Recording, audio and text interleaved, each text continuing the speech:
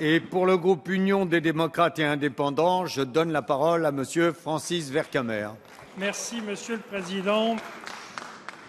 Monsieur le ministre, Monsieur le rapporteur, mes chers collègues, à l'issue des débats sur ce projet de loi pour la modernisation du dialogue social et l'emploi, la déception qui était celle du groupe UDI à l'égard du contenu du texte ne fait que se confirmer. Les échanges que nous avons eus dans l'hémicycle entre majorité, gouvernement et opposition ont été riches et démontraient par cette richesse qu'il y avait matière, sur ces sujets, à prendre des décisions significatives. Et pourtant, la modernisation tant attendue n'est pas au rendez-vous.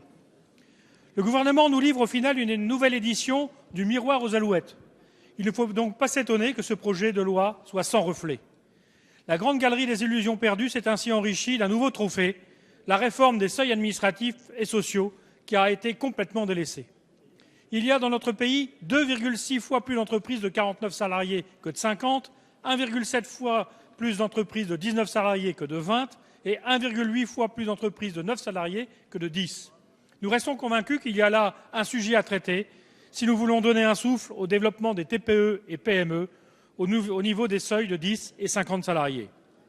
Alors que viennent de s'ouvrir les consultations des partenaires sociaux dans le cadre d'une conférence sociale spécifique aux TPE et PME, le groupe UDI estime que le gouvernement aurait dû montrer des signes tangibles d'ouverture en direction de ces entreprises qui sont les mieux à même à créer de l'emploi.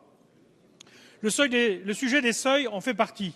Et nous pensons qu'il est indispensable de ne pas se fermer les portes de l'expérimentation sur cette question. L'extension du recours à la délégation unique du personnel va dans le bon sens, de même que la possibilité de regrouper en une seule instance les délégués du personnel, le comité d'entreprise et le CHSCT.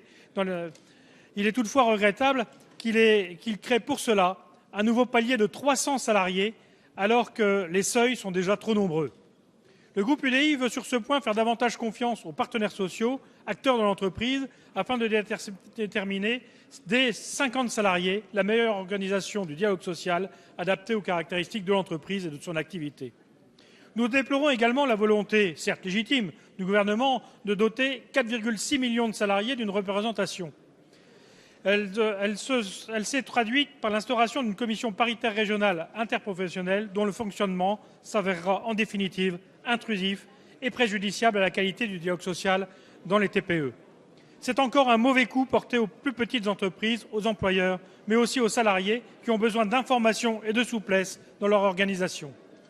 Par ailleurs, nous partageons la volonté de mieux prendre en compte les pathologies psychiques parmi les maladies professionnelles. Mais nous attirons votre attention, Monsieur le ministre, sur la difficulté de distinguer avec certitude leurs multiples facteurs et donc leur origine professionnelle.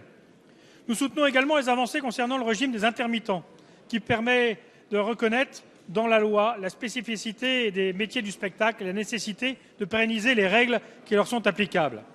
Sur le compte personnel d'activité, nous nous étonnons de la méthode adoptée, qui fait peu de cas de la consultation des partenaires sociaux pour aborder ce sujet complexe de la portabilité des droits sociaux. De la même façon, nous ne comprenons pas la volonté de remettre en cause l'un des outils de lutte contre les discriminations à l'embauche, qu'est le CV anonyme. Nous pensons plus juste de l'adapter pour l'appliquer dans les grandes entreprises. Vous avez choisi de le faire appliquer uniquement sur la base du volontariat, ce qui revient à en faire une coquille vide. Enfin, nous regrettons la fusion de la PPE et du RSA activité. Elle aboutit dans les faits à réduire de 8 millions à 2,8 millions le nombre de bénéficiaires de ces aides au pouvoir d'achat des salariés déjà modestes. Pour toutes ces raisons, le groupe UDI votera contre ce projet de loi. Merci, Monsieur Vercamer.